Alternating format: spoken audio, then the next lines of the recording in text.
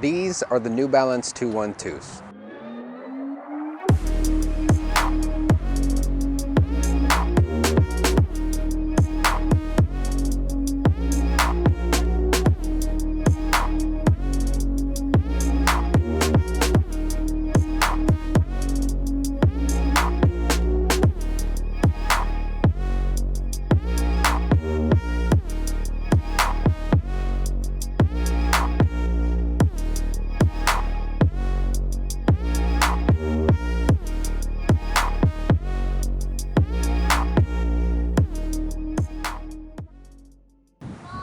Or 212s, 212, 212, whatever you feel like calling them.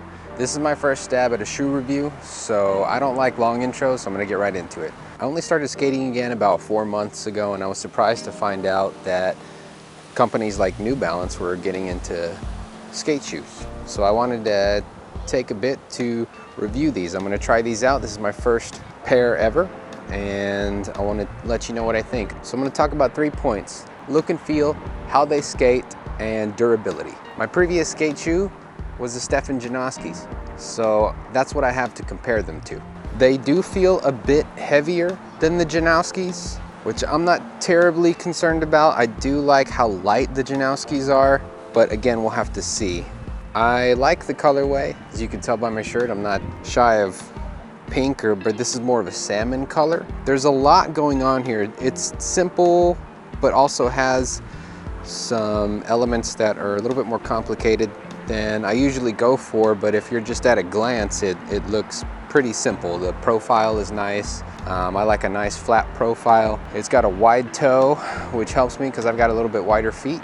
The bottom just seems pretty standard. The inside feels really good. I tend to need a lot of support on my instep, and it's got a very minor arch in there, which kind of helps. It's not too intrusive, but it feels good to me. The tongue is not big and poofy like skate shoes used to be, so that's nice. Right here on the outside, they've got this suede section that looks like it's gonna help with flip tricks and durability there. The rest of it is canvas, with this N being leather, or some sort of leather. I'm not sure, I'm not a shoe scientist. The one thing that I'd knock is that there's a lot of shoelaces. On the Stefan Janoski, there's 4 lace holes, which to me kind of allows for less lace ripping. On this one, you've got 1, 2, 3, 4, 5, 6. So there's 2 extra at the bottom. So to me, that makes me feel like I'm gonna get a lot more ripping in laces, which I'm not too excited about. But we'll see. I haven't ridden them yet. I'm not a fan of canvas. This whole back half is canvas, and it rips really easily for me. I'm a big flat ground guy, so I like doing a lot of flip tricks. So I feel like a lot of this outer side is gonna get eaten up pretty quickly. I like this suede toe cap. I feel like that's gonna help a lot. If it's a good flexible shoe. I've been wearing them for a little bit, so I've broken them in. I haven't skated them yet, so the next portion of this video is gonna be my thoughts on how it skates. So, I'll skate them, I'll let you know how they feel. It's a couple days later. It's a little overcast and chilly today, but this will be the first session with these shoes.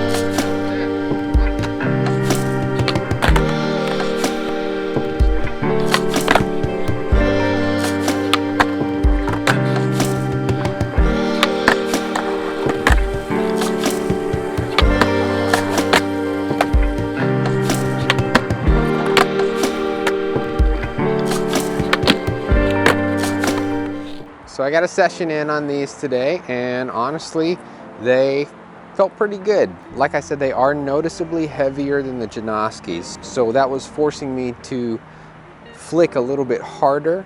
So I had to put a little bit more effort into my flip tricks. But once I got used to it, the grip seemed to wear in really well. The only thing I would say is that it was hard for me to pick up my heel flips again.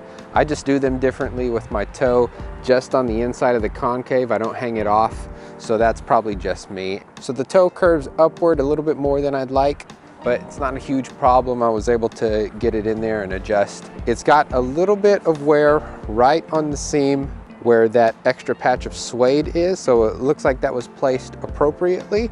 I do have some minor wear up near the top lace loop, and then you can see there's also some wear on the laces at the top, which is probably from my heel flips.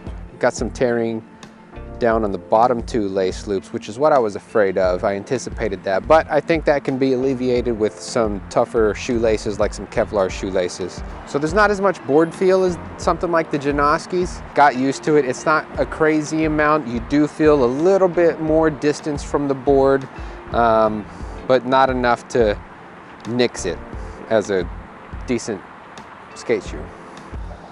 There's just some minor scuffing up on the toe, a little bit of spots, but I mean, overall, it looks like it's gonna be pretty durable. So overall, I think it's a great shoe. I think after a few more sessions, it's gonna break in really well. Feels like it's gonna last a good while. So if you have the extra change to pick up a pair, I got mine directly from the New Balance website, and I hope this review helped you. Hopefully you'll keep an eye out for my next review, which I'm gonna try to do over the Cariuma Katiba. I'm really excited about reviewing these. As always, if you like what you see, feel free to subscribe. Hit the little bell icon if you want to be notified when I upload again. I do stream Monday through Friday, 9 p.m. Central Time on Twitch at twitch.tv/dogburn. Thanks for hanging around, and I'll see you in the next one.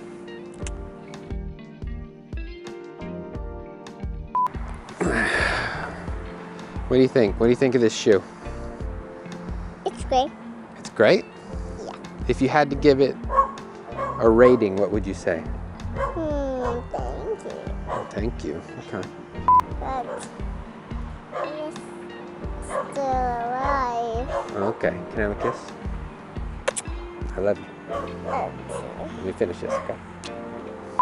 I think I might have pronounced Cariuma and or Katiba incorrectly. So, you know,